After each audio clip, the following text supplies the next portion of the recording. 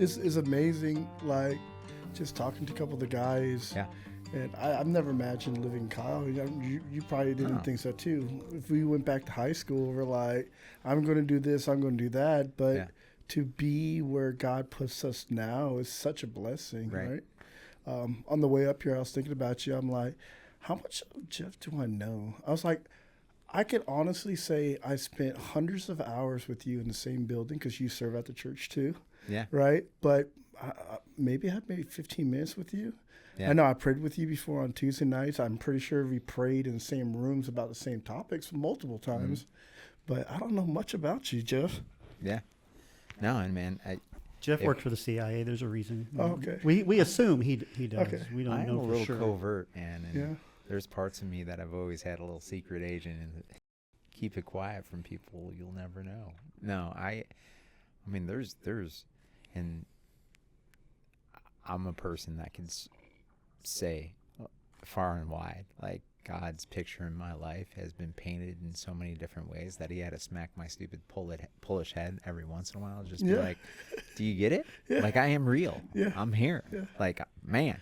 Wow. Like Jonah heading in the wrong direction, have to get swallowed by a Man, whale. I was in the whale's belly like 16 times over, basically. And I know what that smells. no, it's like growing up, you know, I was introduced to church, this is going to be funny, in Dalton, Illinois. Okay. Is where I grew up, my claim to fame is I played football with Donovan McNabb when I was a kid. Oh, yeah. Mark Mulder pitched against me when I was a kid. So, like, there was good grassroots of baseball and football where I grew up. And the Pope, the current Pope, was a priest in one of the churches in the neighborhood I grew up in. Really? Which is just even crazier. But what are the odds of that? I mean, a pope of all people. Right. But I mean, I grew up, man. I didn't see difference.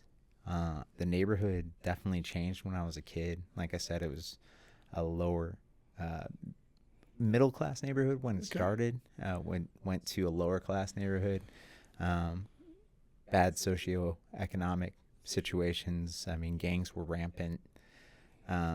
Opportunity to do things that weren't good was there all the time. But as a kid, I ran with a group of like 20 kids, and we didn't have cell phones or anything that anybody would track us on. Such a blessing back then. We rode bikes to forest preserves and rode bikes on trails for hours a day and made jumps, in the BB fields. gun fights. Yeah, no glasses. Back in those days. We had get shot in the eye my senior year. Back, 30 years ago, or, well, I'd say 40 years ago, they weren't using guns to hurt people in the ghetto even, so I didn't have to worry about getting shot. But finally, when I was about 13 years old, no, not even. I was probably 12. We were riding home from the Dalton Theater in Dalton, Illinois, and my friend, somebody pulled a 9mm behind his head and chased us both on our bikes all the way to our street. And after that, my parents were like, we gotta get my son out of here. And Time to go. Rightfully so, man. I had guys that were friends with me that became gang members. I just crazy things, like, people would never know about me.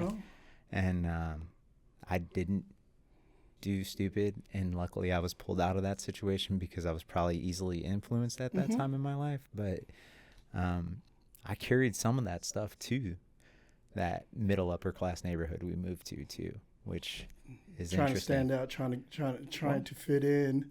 Yeah. That was a different dynamic because I was in like 7th or 8th grade, and like I came in and I'm wearing cross colors, and purple jeans, and I'm the only kid in the class wearing those things. So automatically they called me like Street Fighter. It was the first thing they called me. Guile. Dude, yeah. It's like back in the day, I'm like, that's kind of cool. I'm good with that. But at the same time, it wasn't, right? I mean, it was a way to come down on me. And then, just dealt with stuff from there and grew. But I actually think that's where Christ started showing up in my life. Early. Right. Where, my sister, unfortunately, was one of the more popular girls in our old school, in the old neighborhood we grew up in, because she was 4 years older than me. So here we are. I'm moving in 7th grade, and I think 7th grade, you're about a 12-year-old. Well, she was 16. She was a sophomore in high school. Even though she went to a hard school, she was like one of the top kids in her class as far as grades go. She was an excellent swimmer. And when we moved to this nicer high school, sophomore girls didn't count well to the new one. Yeah. And a girl that was more impoverished than they were. So it was rough on her, where I started to flourish a little bit. Okay. And I flourished through baseball, actually. I was a good baseball player. I played on a team when I was a kid, 12 years old, in Dalton, that made it all the way to the Little League World Series and got swept out of it. So, mine's fun stuff. Mine's almost like polar opposite. My grandmother, I grew up in Korea, so no electricity, right? I had rice paper walls, I mean, my mom had, her regular apartment and kind of things.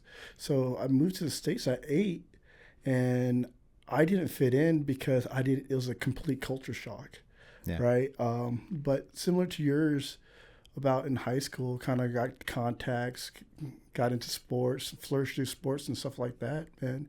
But my sister, she's 6 years younger, and so she kind of got to high school and became Rest Preston's sister because all the coaches knew me, right? So I think she had it a little easier. So you laid the groundwork and foundation. Man, I was a troublemaker back then. I didn't find Christ until I was 29, but I was confirmed Catholic Church and everything else.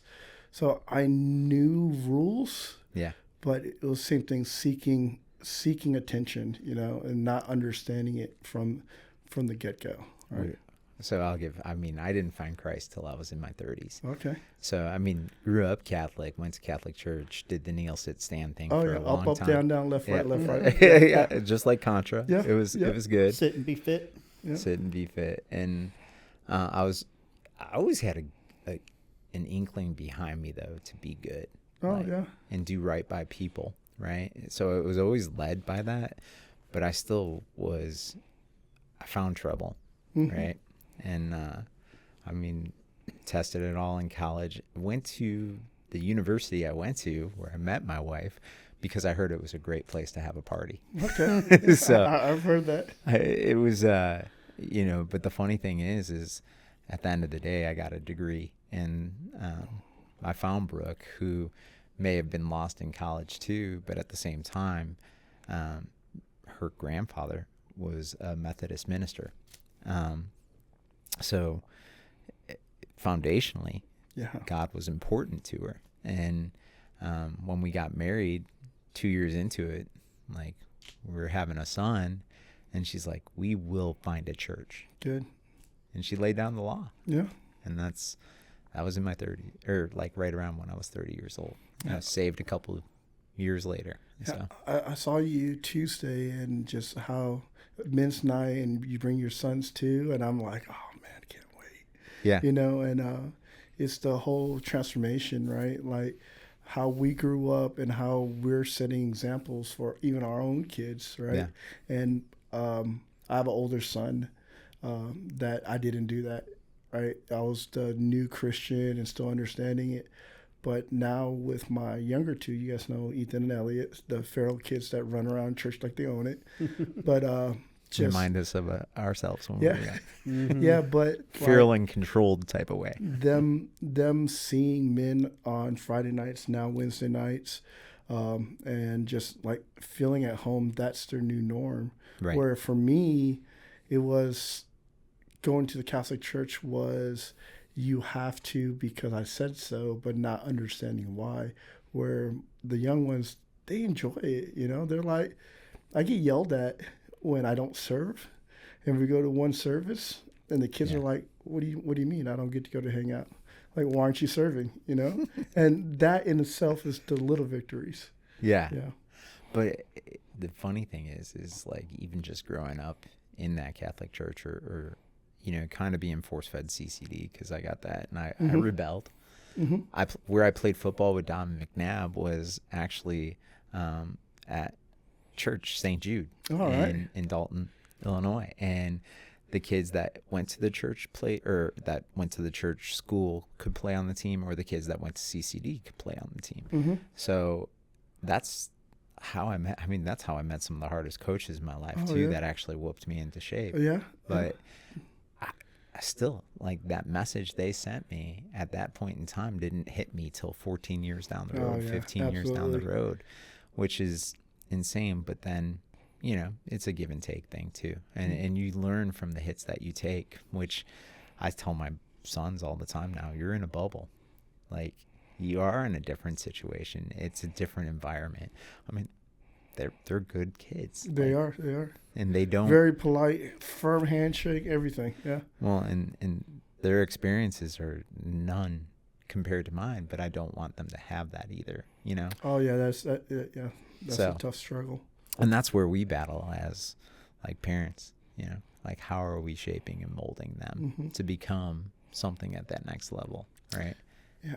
There's this correction and overcorrection, like how we grew up and what worked for us. Yeah. And then you're learning, oh, that's why I needed that. Or man, I didn't like that as a child. So you overcorrected and realize, oh, that's why I have to do it, man. Yeah.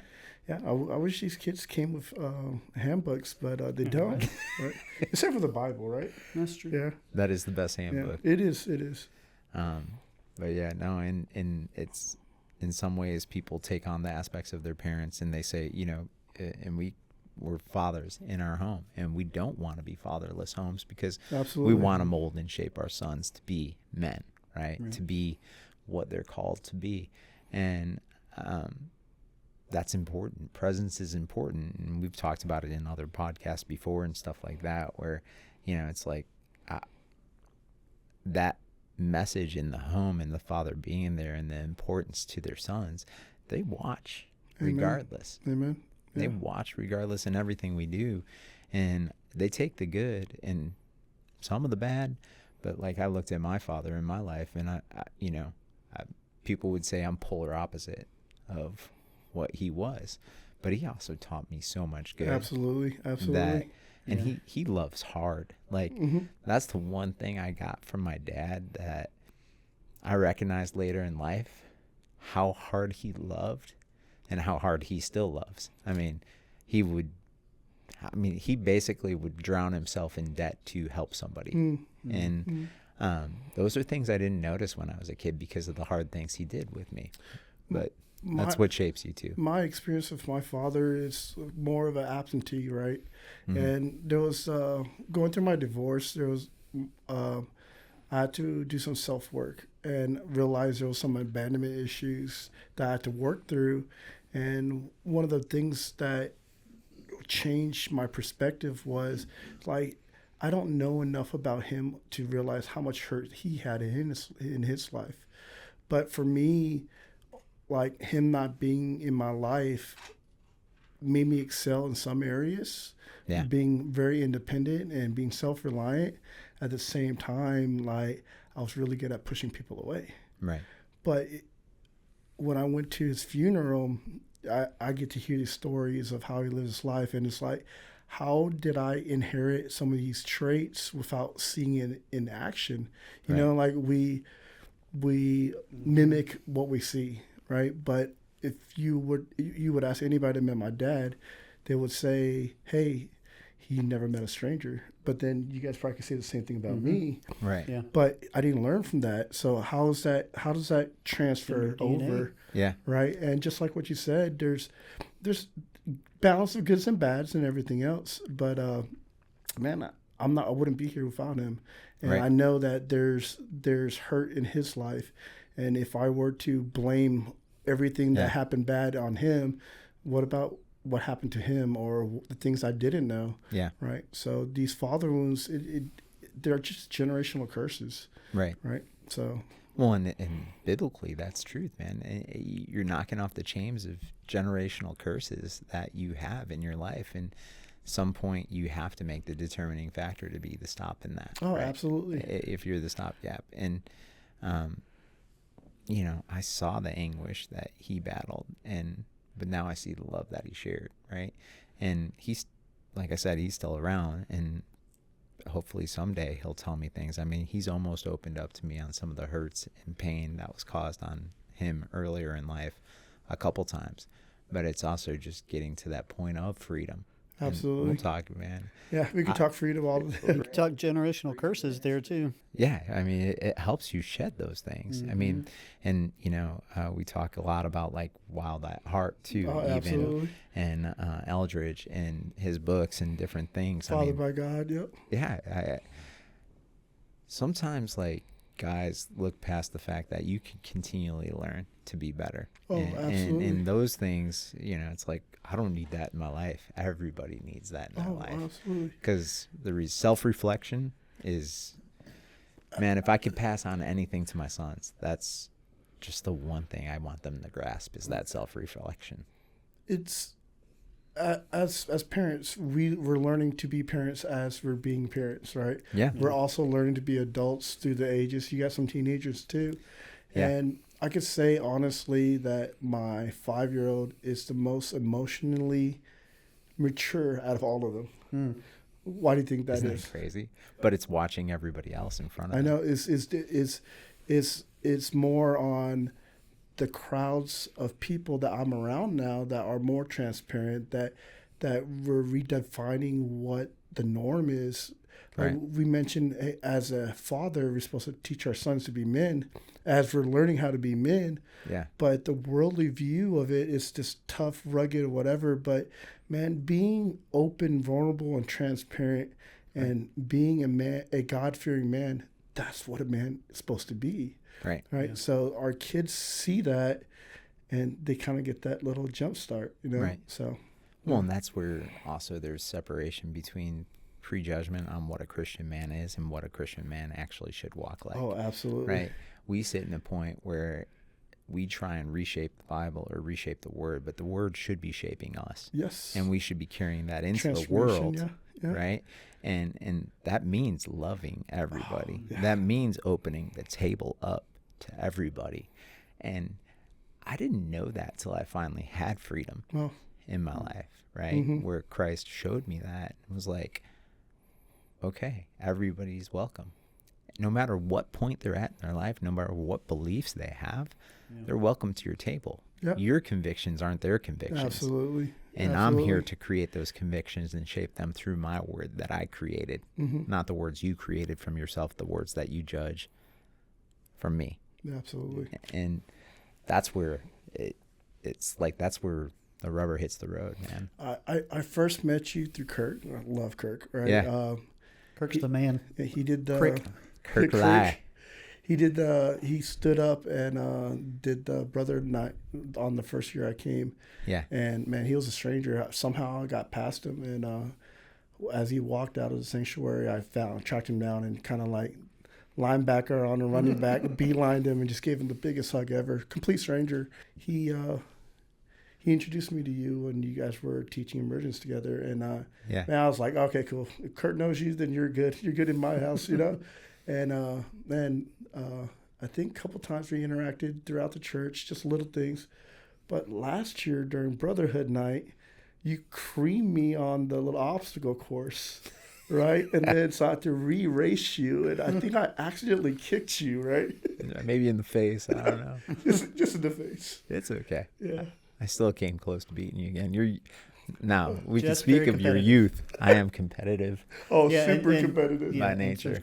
I think it's good. Yeah, most men are in a way. I still dominate my sons. I still wait for the day they could beat me in anything. Oh yeah, it's coming.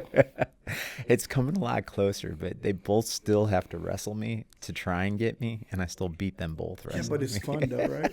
until it's not. Until they start beating you, you're like. I still don't get that, man. With a 17-year-old and a 19-year-old son, that the witching hour of like 10 o'clock, 10:30 at night, when I want to wind down and go to bed, they want to wrestle or do something, and I'm like, come on, man. And I still dominate them, right?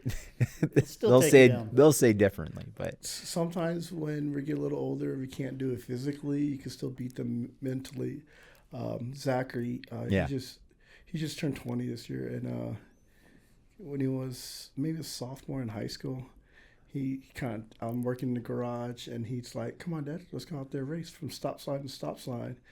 And I remember like, all right, cool, barefooted, we're gonna go uphill, and I barely got him. I'm huffing and puffing, but just kind of like got around the corner. Got that extra thing and went in, and then kind of put my chest up, go inside. Next time, ask permission to try to race he's me. Getting close. As soon as the door closed, I'm like, all right. Never have to race him again. I can't breathe. Oh, yeah. No, you got to. That's the best thing about winning. You got to know when to give up. Hang it up the reins. Both of them are definitely faster than me now, so I'll say that. Yeah. But I used to be able to torch them in races too. I can't catch Kyler running around the house, man. He's got speed. Man, so. having kids keeps us young too. Yeah. I did my first triathlon a couple of years ago, and Ethan's so proud. Can I wear your medal? I got third place in my age group, and one of the proudest moments was, Dad, I can't wait until like I win a medal with you. Aww. Proud, but same time I'm doing the math. I'm like, does this mean I have to continue doing these triathlons for 16 years? 15 years. Yeah, like, and you want to win?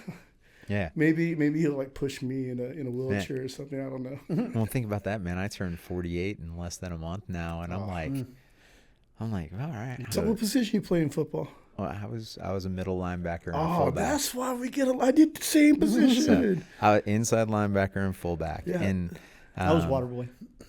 Yeah, and which is so weird to me because I think I also wrestled. So wrestling was big in the Midwest, man. Yeah, same thing, same path. Yeah, and I think wrestling shaped me because it made me a catcher in baseball too. It made me faster. Didn't play baseball. That's where my best sport was. I assume a lot of linebackers wrestled. Yeah, kind of goes with the whole position too. But I mean, man, I was 5'1" till my sophomore year. Is when I started shooting up. So you're a fire plug, I was like a little stocky kid, and not a lot of 5'1" middle linebackers. So my sophomore year of high school was my last year of football.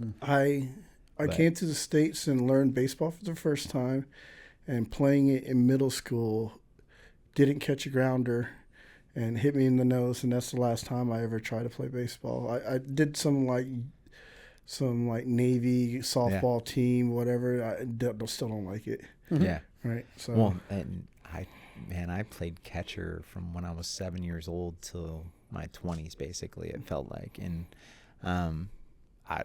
I'd taken balls off of every part of my body. Oh yeah. That were hit hard or came in fast. I've been hitting that back of the head with a baseball bat. That's the story for another day. Yeah. But that happened during an all-star baseball game, Little League all-star baseball game. We played a team from the southeast side of Chicago, and we were from the south side of Chicago, and we were beating up on them. And as a catcher, I probably was not the best with words behind the plate. But a kid, instead of hitting the ball, decided to hit me on the back of the head and knock me out. Ow. Yeah, fun stuff. Man, I was like 5'11", 189 my freshman year. Right. I was small, man. Yeah, so I got a little bit faster. I started off on the lineman. Yeah. And moved to nose tackle, defensive end, and then got a little bit faster, ran a 4.62. And I wanted to play safety. During that time, Stephen Atwater for the Broncos, like he nailed the Nigerian Nightmare. I was like, that's who I want to play like. Yeah. And coach is like, you're too big to play safety. Wow. So stuck with linebacker. It's great. And that's where middle linebacker. I mean, love here contact. I was playing for the Dalton Bears. Go Bears. The Bears. And our uniforms are green and gold like the freaking Packers. Oh, I'm like, right. how's that? That was like an oxymoron. Yeah. You did that on purpose? Message for my life or some stupidity that happened in some way. The principal of the school was a I feel secret like Packers fan. and we were a dominant team, man. I had a kid named Justin Bivens that was a running back. He was a stud.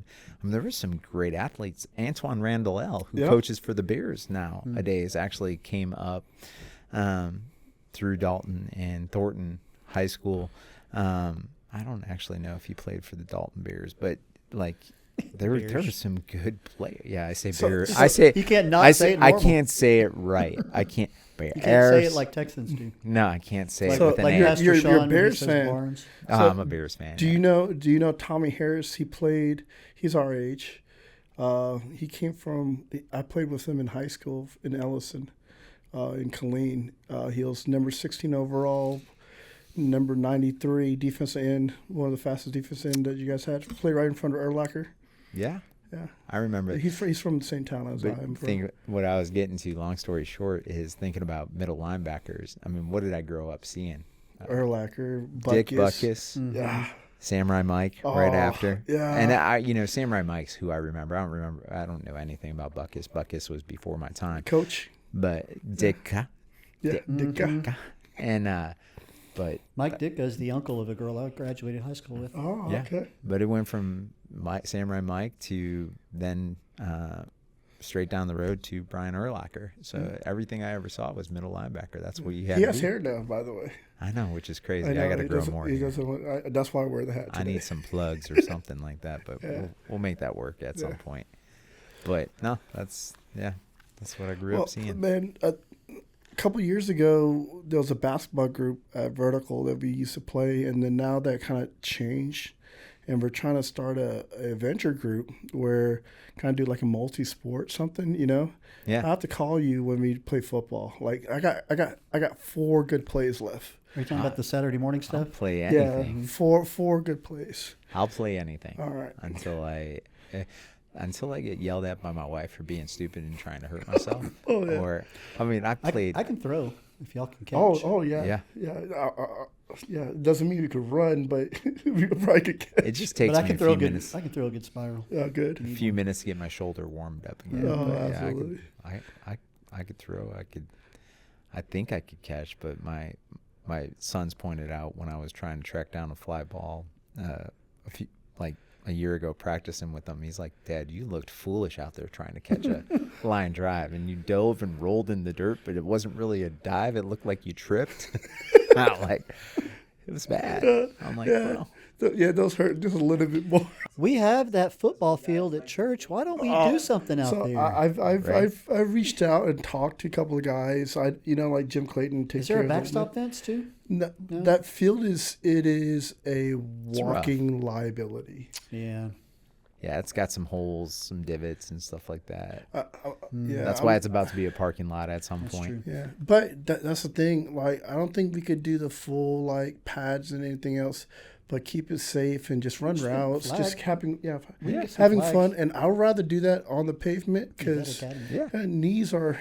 Cool. So what we used to do as kids is play street football all the time. Yeah. Man, I grew up Sideline playing pops. street- Oh yeah. And then you get to we had curbs. Oh yeah, we had curbs. Back in Straight the day. curbs. And then you Sport just court. you act like you were dragging your toes across by the curb, and catch a ball, and you put one down, and you're like, the pros. But it's fun. I remember catching a ball running right into a car and like stopping play, making sure I didn't hit the neighbor's car. Oh no, and then continue running. Yeah. Yep.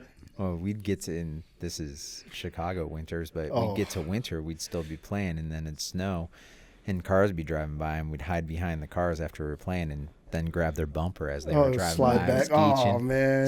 So, yeah, got yelled at a few times. I did. for doing that. I did my boot camp at Great Lakes, so that's the only time I got to spend time in Chicago. So you felt that cold. It was Great Lakes gets cold. So it was August 23rd when I joined. So it was like the last weekend of Black Fat because it gets like super humid over there where it's like because of the lake. Yeah, because of the lake. And then like the day we got graduated, they had the first snowfall. Oh, okay. So you lucked out. You didn't catch it. The heat of the winter. In I January, went February. south to Florida after that. So. Well, you went from humidity to humidity. And that's what people don't understand. They're like, man, how do you stand that weather in Texas? I'm like, it's a heck of a lot drier in the Austin area as it is in comparison to Illinois. Like it was 95 degrees at 100% humidity and mosquitoes as big as your head. It's no fun. I took some leave. I think my second year, I was stationed in Jacksonville. Yeah. Middle of summer, like June, July, probably early June, because I came home for somebody's graduation and got all my friends back together, and we're playing basketball from like 1 o'clock to 8 o'clock, like old days, right? And then on Sunday, I drive to Florida, show for PT, and I'm spent because of the humidity, right? Yeah. It's not different. The shape or whatever. It's not the heat. It's hard to breathe. Right. Yeah. Right. You walk outside, they're like, oh, man, it's a great day. It's 79 degrees in Chicago, 100% humidity. Feel like temperature is 89, and you just instantly start sweating as you walk out of the house. That's also a good thing of when you're I'm not saying winter. I like the cold, right? So I know how to dress appropriately for the cold. But there's areas where the wet snow, where it feels heavy, and it's really dangerous. But it kind of, I prefer that than like the dry flakes like in Colorado. Yeah. Yeah. Huh? There is good and bad to that, because you do get to those months of like January, December, February, or January, like December to February. December to February, and it's just gray. Oh, all the time. Yeah, that is depressing a little bit. Why has it got to look like salt-filled roads with gray slush that you're just like, what is this? I think I'm more familiar with that snow because, like in Korea, it's the same. It's pretty much the same line as Chicago. So it's the damp cold where it was raining 4 minutes ago, but now it's like the slush. Yeah. So where did you live at in Korea before you moved to the States? It's a Camp Casey, right? It's a military base close to it, and it was a little city called Dongducheon. Okay. Right. So it's just only reason it's there is because it's a military base. Yeah. Right. So I visually remember spots in my head, right? Because it's been a long time since I visited there, like 20-some years. But like, I'm not that familiar with that area. I'm pretty sure it's crazy now. Like Korea is, I think it's like 15th richest nation now. Yeah. So with the Western culture developing and all the Samsungs and the LGs and the Hyundais. Chips are a big business out there.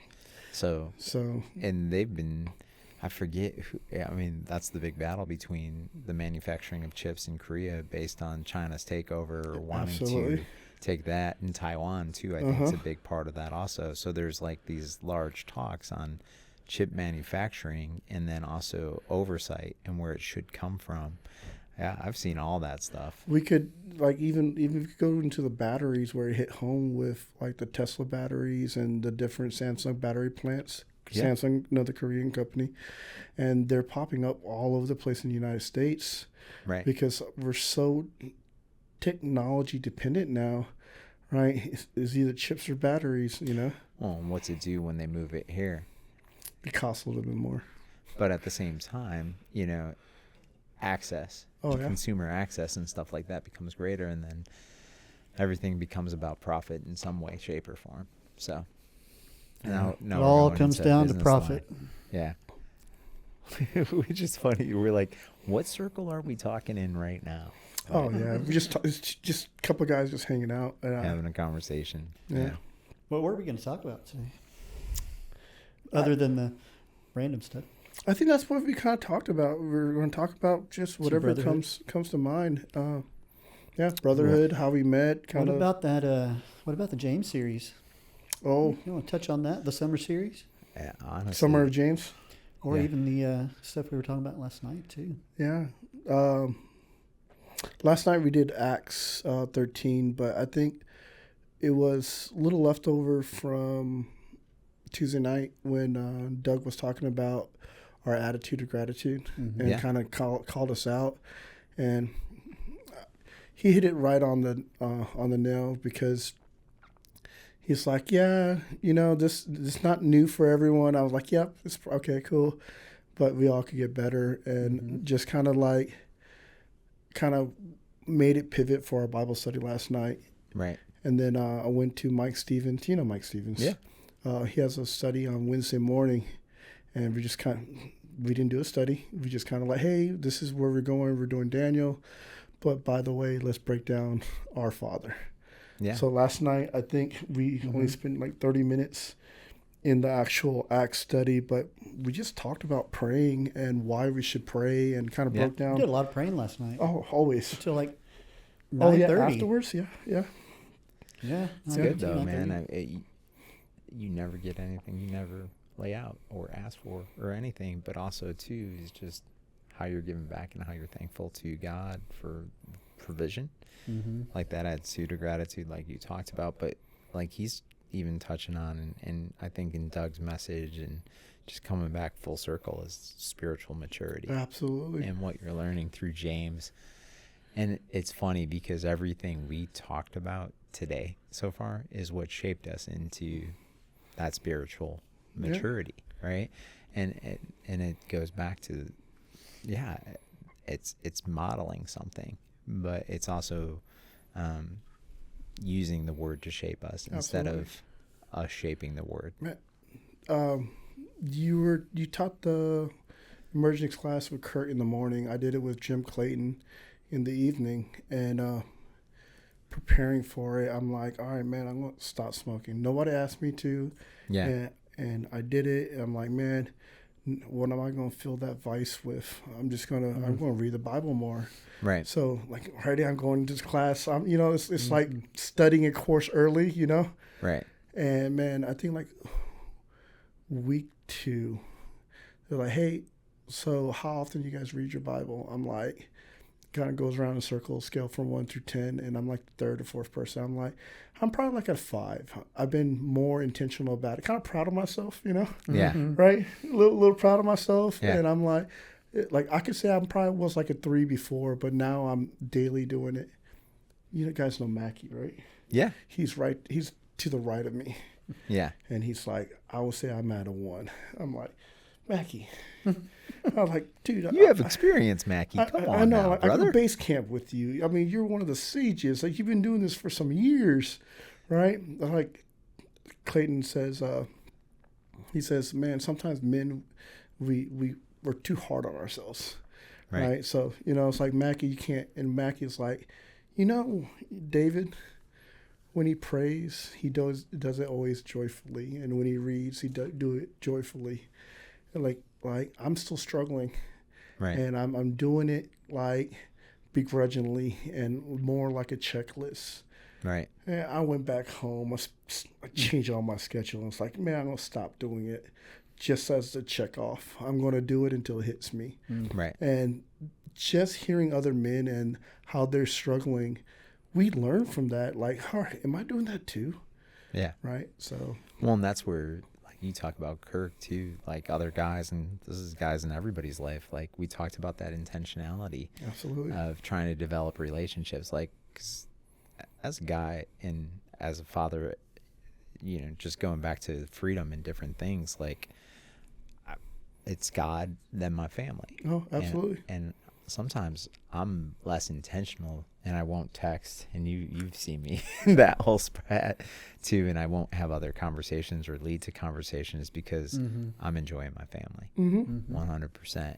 But at the same time, you have to have other male relationships guiding you. Absolutely. You have to live through the faults of each other. Oh, yeah. And recognize that all of us make the same stupid mistakes. We are all kind of equipped in the same way.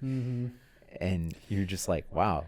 Like, there's safety in numbers too. When you get around a bunch of guys and you realize you're not the only doofus. Yeah, You're a doofus too. But it's funny that even feeds into the marriage ministry we do at church. Absolutely. And what we're doing there. Re-engage, right? Re-engage, yeah. Specifically, and it talks to the couple's interactions with each other, and like you sit there with all the guys in the room. You're like, I did that stupid. I did that stupid. I did that stupid, and we're all the same. It's just how we handle it or how we associate it with our relationships that kind of define trajectory when you're in so many ways. When you're examining yourself through only your lens, it's really easy to have a sense of pride, and you don't see the errors. But when somebody else is doing the same thing, like, it really humbles you. You're like, oh man, I look just as stupid too, you know, right? Well, it's funny because this is a big part of that curriculum that we go through. It's kind of like almost a freedom thought too. It's like when you have an issue, when you have a problem, when you have something going wrong, when you're offended, draw a circle around yourself first. Absolutely. And judge the situation inside your circle. Mm-hmm. And don't leave that circle till you figure out what's really the problem. Absolutely. And then handle the situation. Man, I know now it's like a prerequisite to do Freedom Before Emergence. Emergence is probably one of the best curriculums I've encountered in my walk. It's the KISS method plus like straight, like, hey. Keep it simple. Yeah, just let's not even like think about theory. Let's just go find it in the book. Right. Let's find it in the Bible. This is what it says. This is why it says it. And it backs up by scripture. And I love it with the running mate that was a complete stranger that through these 42 weeks, because it took a little longer, to actually get to know them and pray with them. And that changed a lot. And then right afterwards, Freedom came to reavailable. And a lot of the same guys that I went to with Emergence, we went to Freedom. And it helped a lot because I had people that I already opened up to, that was transparent to, so we're able to set that culture in that classroom. Right. And then when we brought some new believers and everything else, and dude, our Freedom group still texts, right. You know, like it's our own little micro group. It becomes intentional. That's right. It becomes a relationship, and then when you walk through the hard with people and they see some of the things that are difficult with you, you have a connection and a bond, and you need to share sometimes and actually be relational, because as guys, we like to say we don't need it. We need it. Oh yeah. You know? And I suck at it sometimes. And that's the hard thing too, when I'm doing marriage ministry with guys and I walk through hard things in the relationships too. I could be better at reaching out all the time. And that's where I'll be hard on myself, because my de facto thing is, God, then my family, then work. Mm-hmm. And I almost put it forth on my pedestal to really be intentional with guys sometimes. And that's where I got to be better, I think, too, in my life. Like for me, I'm very personable, and I make those connections really early and kind of things. Yeah. But I think God's given me gifts to connect people. Yeah. But like, there's other guys that I know of that they need the closer intimacy, the two group things. There's normally always a crowd around me and kind of things. I know these people, whatever. Yeah. But for me to do the one-on-one prayers and things, it takes me to do it more intentionally, you know? So, all of us need more work on it. And I think that's kind of by nature that our flesh tries to divide. Like, when we're going through things, why does men decide to isolate themselves? Right. When they know that the best thing they could do is reach out to somebody. Right. But that's our nature, right? Yeah. So, but man, I think I saw you every day this week. Right? Monday? Did I not see you on Monday? No. Yeah, okay, almost. I've seen you Sunday, Tuesday, Wednesday, Thursday. Yeah, close. Yeah. I've seen you only Sunday, Tuesday, Thursday, so I'm an every other day guy. Yeah, every other day. And that's good, because a lot of churches, you'll only see your friends at church on Sunday. Yeah. Right. And for a long time at Vertical, that's how it was too, because we didn't have our own building. And we had to be intentional about meeting at somebody's house or at a coffee shop or somewhere to have that kind of relationship that we can get now on a Tuesday night or a Wednesday night. That's the thing, like there's still people in our church that don't feel connected, or they feel like some people are untouchable. Mm-hmm. In other words, like there's no celebrity. Not like that at all. No, it's not. Right. Right. Yeah. When you especially get to the nitty gritty of it, I think 9/10 of our congregation don't even know that I've been around for every year vertical's been around now, you know. Yeah, well, I mean, me too, because we're usually upstairs. Right. And it's, but at the end of the day, like, none of that stuff matters. It's just like, hey, everybody here is approachable. Everybody here wants a relationship, and can they meet all of your needs? No. We're all human. Yeah. We're all going to fail you at some point. Oh, absolutely. And that's the thing. It's how are you setting up your expectations in that circle when you set it up around yourself, right? Yeah. And that's where our ministry has been growing, is because I think there are so many guys that are welcoming in our church to continue to grow that. And I try to talk to as many people as I can. That's why we take separate cars to church. Yeah. But it also is like, how are we creating space for them to continue to feel that comfort that we should bring to it? That's the thing about it is, I used to modify helicopters and travel to areas for like 3-4 months or 6 months or whatever, and finding these churches. At that point, I'm more like scrutinizing churches. I like this, but I don't like it because of this. But I gain knowledge from that, and like with groups and everything else, we're trying to get bigger, but also by being smaller, being more intimate, to having relationships outside to be able to do that. And like every group or micro groups, or I want to do pickleball or whatever, creates different needs, right? Some people don't want to thump on the Bible for 4 hours, right? It's just like, hey, cool, let's go shoot some hoops. And by the way, man, I'm going through this divorce. Like I need somebody to talk to. Yeah. And that is living life together. And other groups like Mike Stevens' Bible study, it's like, man, this is probably the quietest I'm all week, right? I'm writing notes, and I need that. Wednesday, and that goes anywhere. That's spirit led. It's right. Like I swear, we're worshiping. Yeah, it goes wherever it needs to go, and I think people are comfortable knowing that, hey, look, they're heard, and it's not like, hey, cool, Jeff, please be quiet. We're trying to get to chapter 1. It's never like that. It's like, man, what's going on in your life? Yeah. Right. And I think they're great problems. Our church is getting so big where I feel like I'm a new guy at base camp because there's so many new guys, or people don't know James because we're upstairs. But it's like there are opportunities for other people. There are other Jeffs and Jameses and Chris's that's showing up, and it's great. No, and and that's where, you know, it's not about a place. It's about relationship. That's right. And those relationships flourish the one relationship that matters. Right. That only matters, yeah. The only one. And foundationally, you know, even Joe Don. Coach. I mean, he'll come flat out and say, Papa read the Bible, do what it says. Oh, yeah, simple. It is simple. Yep. And it's like... He has that on a T-shirt. Yeah, in so many instances, we're trying to reshape that one thing that's already shaping us. And that's what relationship is with people. That's what, like, when people are like, well, what's God's light mean? That's God's light. That's right. Just being a reflection of Christ in somebody's life. Just love. Right. And that's where, like, there's so many things misconstrued, even to the fact of, you know, you guys talking about the 10 Commandments in a classroom on another podcast. Yeah. And people are like, well, you're Christians, you should support that.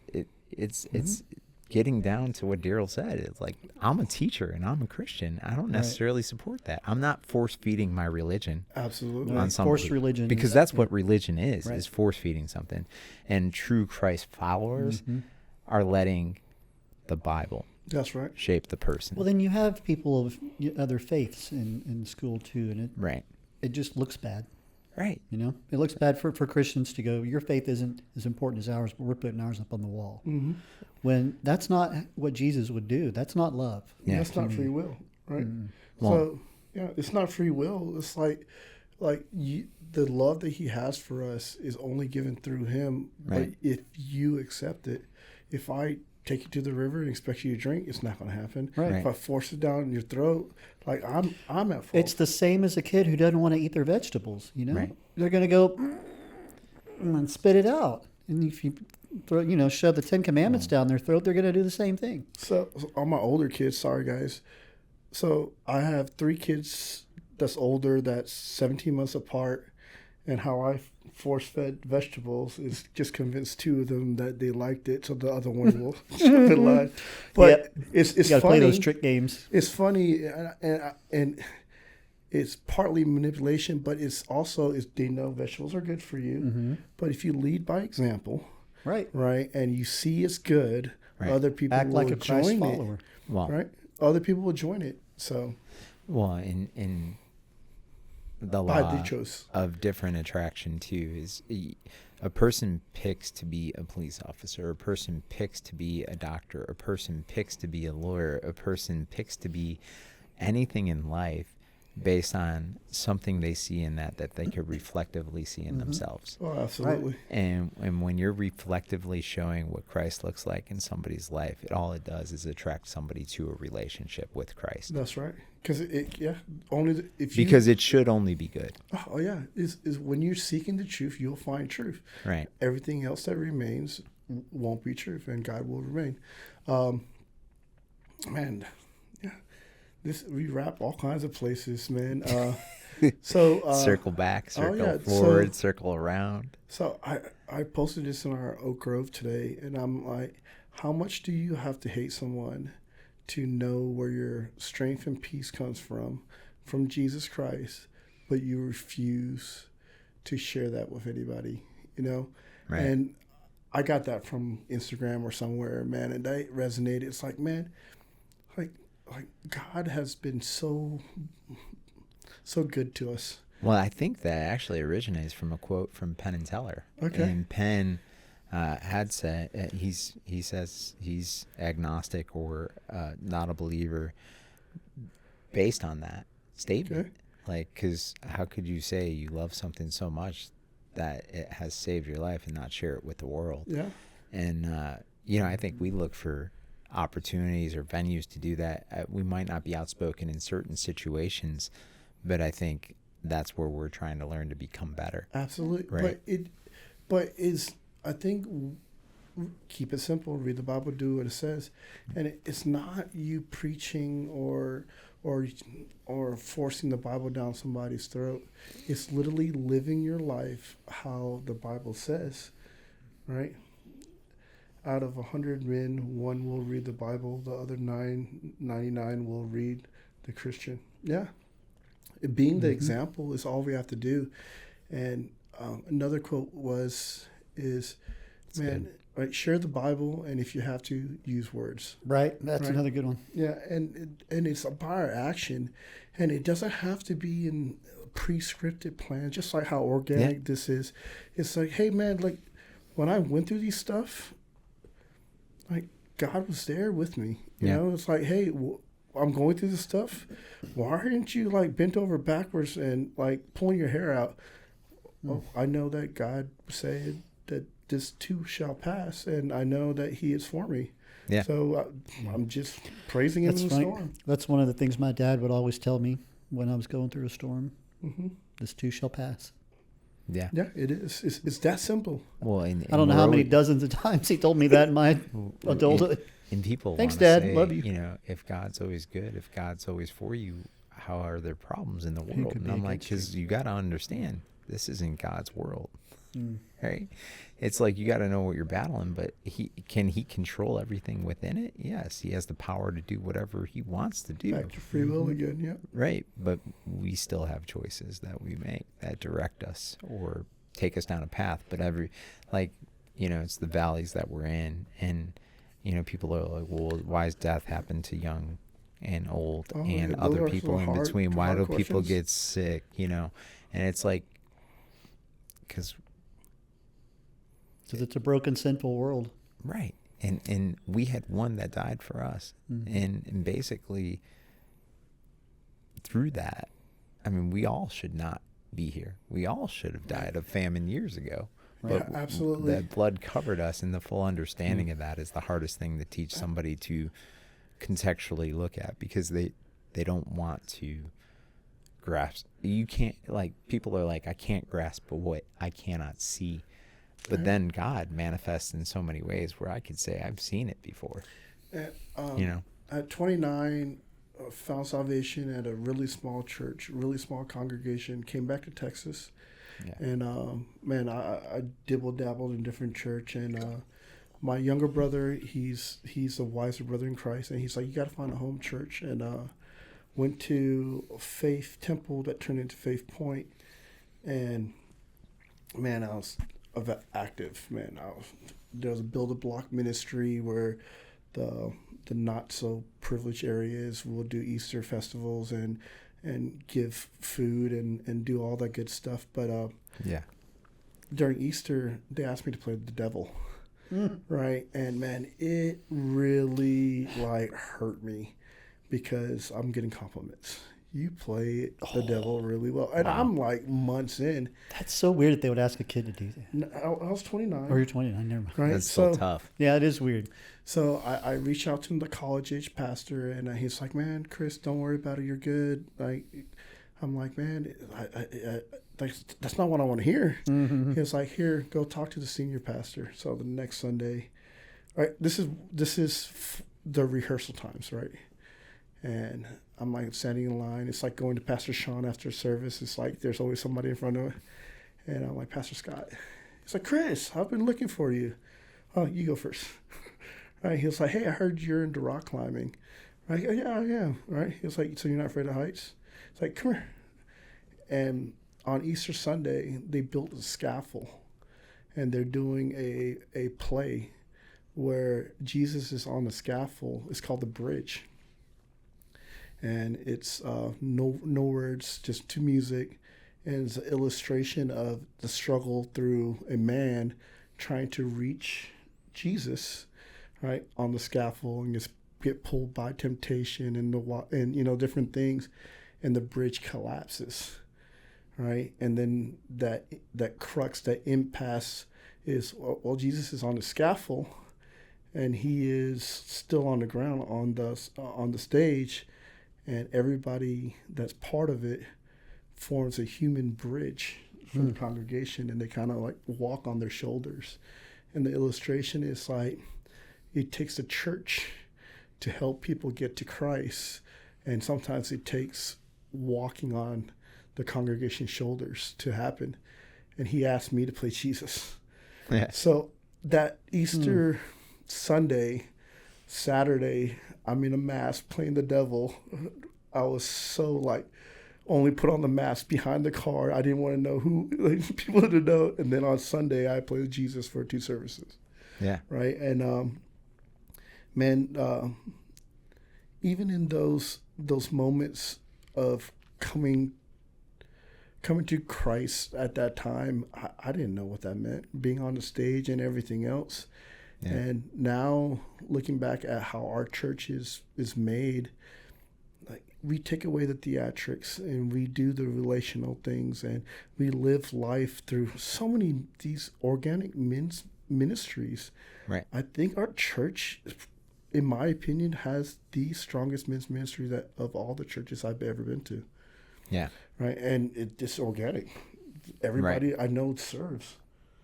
Right? Nobody really asks them. They just have the heart to serve. Mm-hmm. Right. So.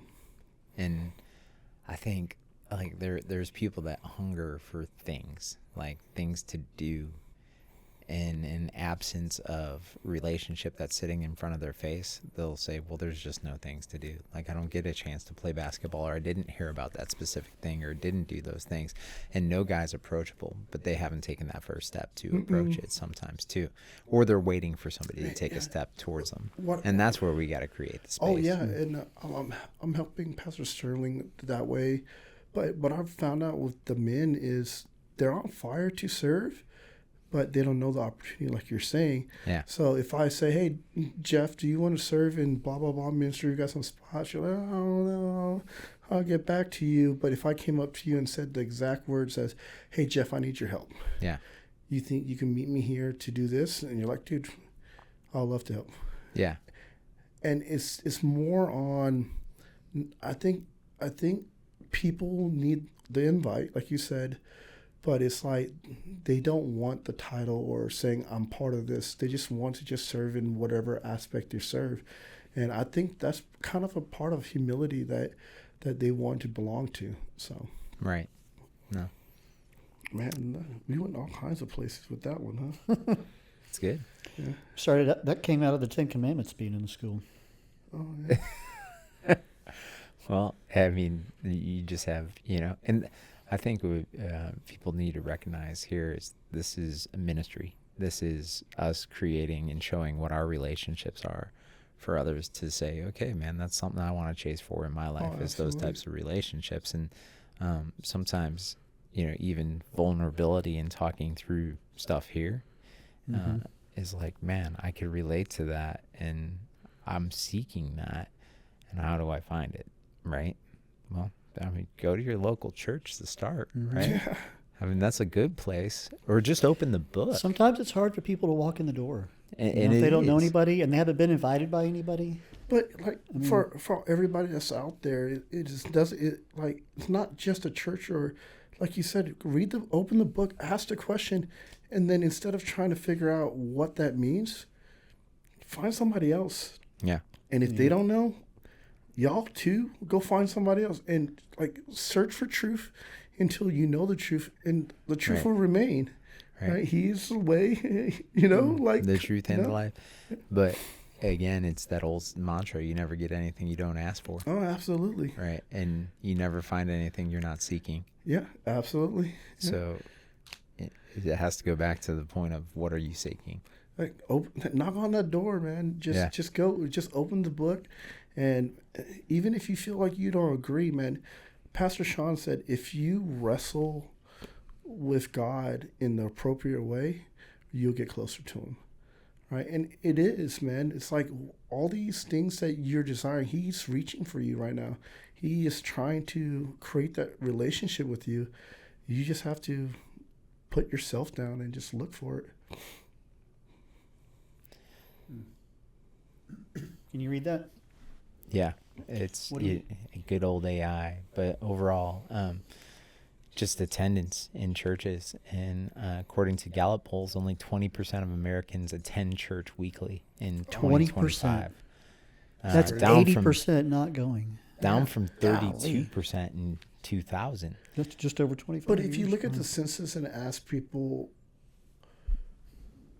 what religious preference there are, they'll say Christian, and I'm sorry, but majority of people, Christians are the worst representative of Christ sometimes. Right. And people will say they're Christians because they went to church once or twice. Right. Or even worse, my dad or mom was a Christian. It's inherited. It's not. Right? And it doesn't have to be going to church every Sunday. It's literally just having a relationship with him. That's and following him and surrendering to him. That's what makes you a Christian, a true follower. Mm-hmm. Right. Right. And this is a little different. It's like participation in religious services. 33% of U.S. adults attend religious services in person at least monthly, while 49%. In 2023. Yeah, 23 and 24, but 49% seldom do. 40% participate in religious services at least monthly, either in person or online. Attendance dropped. I would actually love to see, too, when you look at Generation Z, how is that spiking? Because we do talk about them starting to shape the nation. I mean, and here's the other thing you think about with Generation Z, because Generation Z is what, 2012 to the present, right? Or no, wait, it's 1997 to 2012 is Generation Z. But look at that. 15%. Only 15%. Wow. And the funny thing is, we're talking about the resurgence in Generation Z in church leadership and structure. They're a lot bolder. That's what it is. They are. Right? But numbers is still... But in our group prayer on Tuesday, he's Generation Z, the remote camera guy, right? Man, 18 to 28-year-olds. Dude, like he floored us. Basically, our young adults ministry. Yeah, he floored us with his prayer, and one of the things he said is like, man, we pray for these churches to be healthy and big and all that everything else, and he's like, even if it's just one person that gets saved, Lord, it'll be worth it. And that's the mentality we have. It's like sometimes we focus on the size of a ministry or whatever, but man, it's like we're trying to catch salvation. If it makes one, if all our lives it means just one person gets to do it, that's a job well done. Right. So, and that's that crown in the final book. People are looking for it. How many people did you impact and save? It's not how many people did you destroy their lives. Right. How much vengeance did you get? Yeah. And it's like people are like, well, you talk about prophecy, you talk about everything. Prophecy is encouragement. It's building somebody up. That's right. It's never a word that brings you down. And people could sit here and talk about prophesying over people, but if it's a word that's bringing you down or rebukes you, that's not prophecy. Absolutely. And it's our job as men who follow Christ to encourage others. That's right. And that's it. And it's so easily done. And I'll be completely guilty of it. Like, I was really good at tearing people down, right? There was a lot of hurt. There was a lot of things. And it was easy to form that so that way other people felt what I felt, but in reality, it was my own hurt. And what really transformed me, right, Christ in me, was the same ability to bring somebody down is the same of bringing them up. And it's so much easier. It is so much better for you yourself, right? We talk about this God math, man, and like we're going through some things, and somebody say, hey, cool, can you help me out with this? And you're like, man, I'm going through this thing, but yeah, I'll help you. But for some reason, we're rejuvenated. How does helping others is so rewarding to us, right? Like our circumstances doesn't change, but what it does is it changes our perspective. That it's like, man, like it's not just me in this hole, right? Like we can help each other. Yeah. For sure. Comparison of the church attendance, Gen X and Gen Z. Whoa. Because these are our kids. We're Gen X and they're Gen Z. And correct. So there's a correlation of the parents' attendance to the kids' attendance here. Yeah. And over here, seldom, never attend. Gen Z is beating their parents. Gen X goes to church monthly, and weekly more. Barely, though. Weekly, barely. This all started with the 10 Commandments that Coach was talking about, right? So what if we put the Lord's Prayer?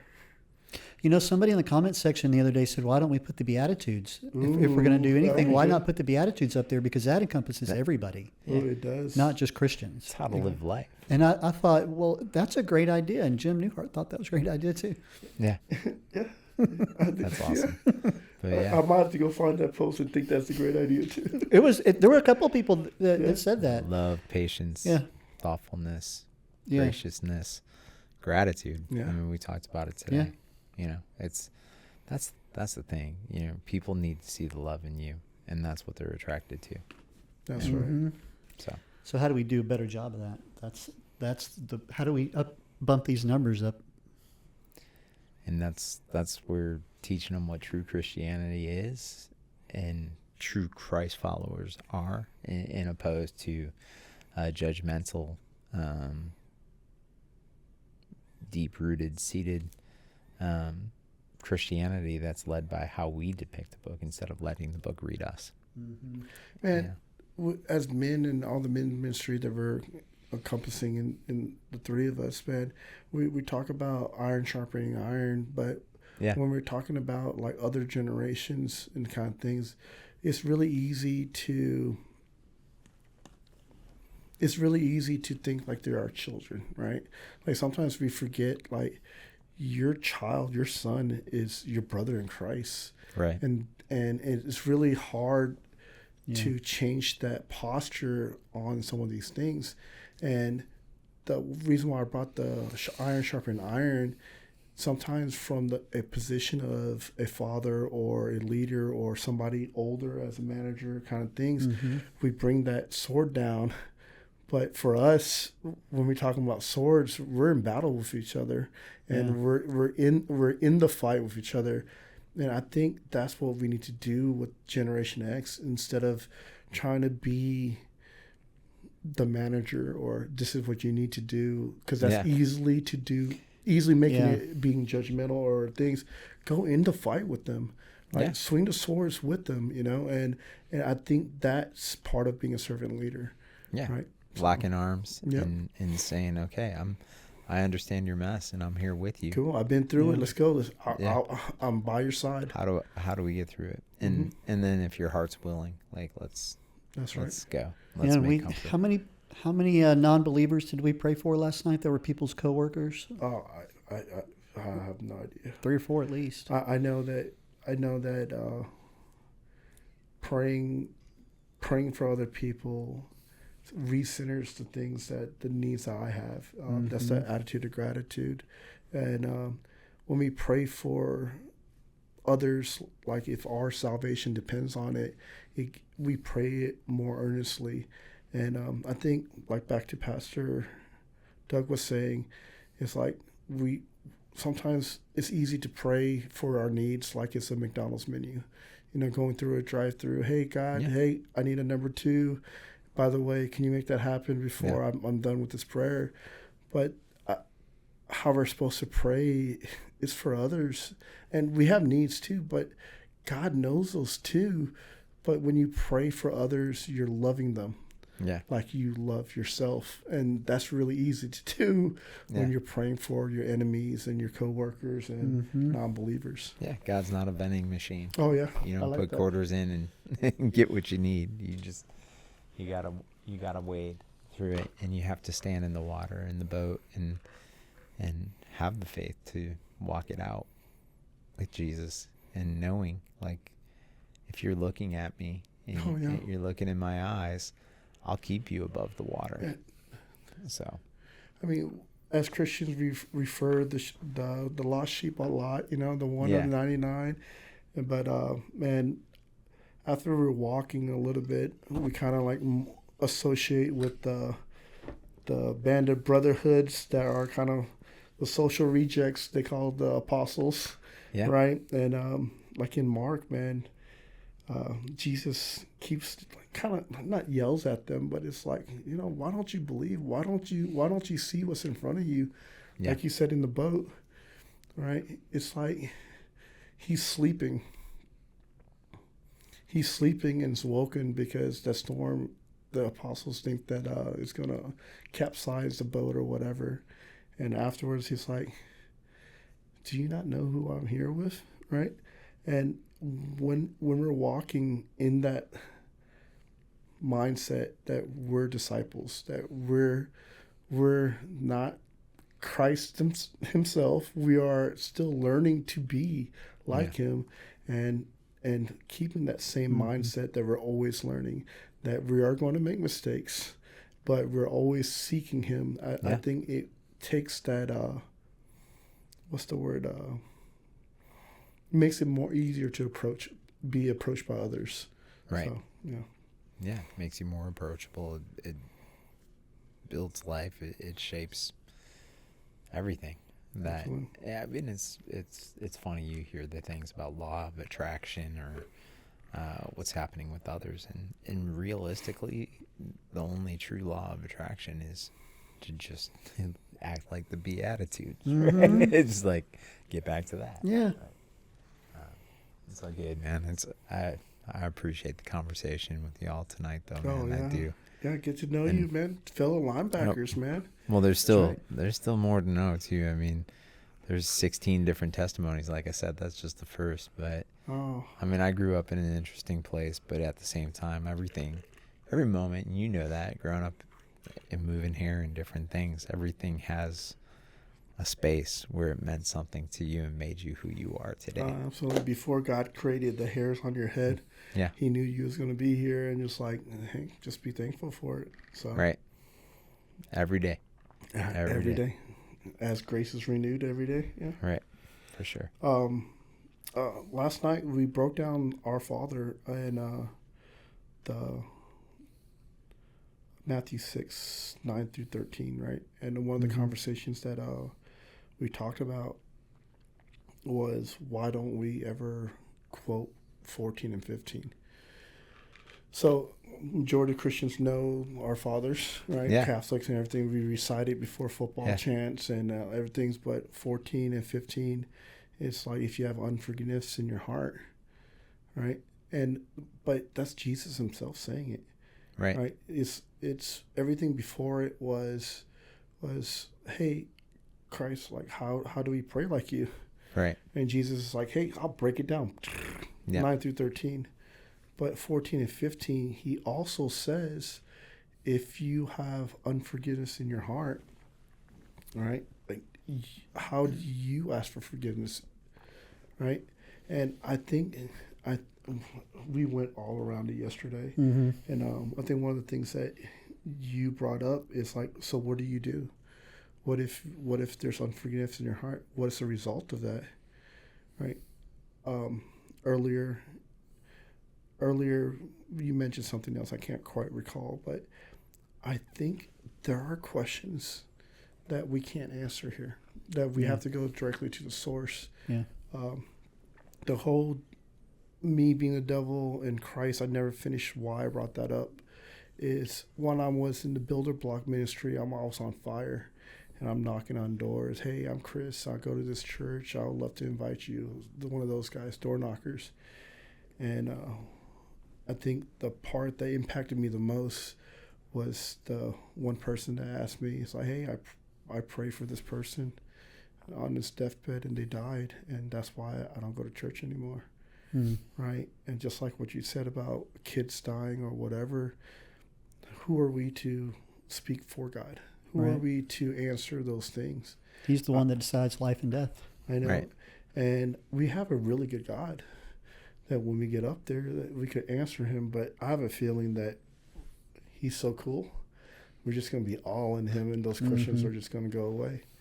So why on earth, here on earth, do we waste our time trying to figure out things that God's going to reveal to us later on? Right. Yep. Yeah.